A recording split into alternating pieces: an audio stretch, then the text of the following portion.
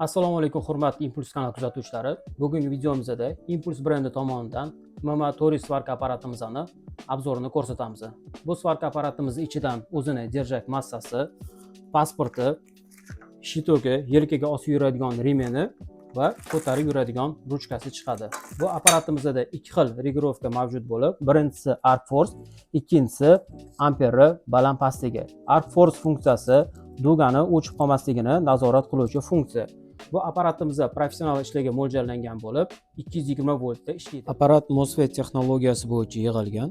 Ichki platasi 3 etajli, kondensatorlar soni 8 ta, tranzistorlar soni 12 ta.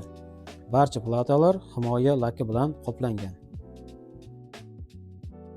Hozir videoda bu apparatimizning qanaqa ishlashini sizlarga ko'rsatib beramiz.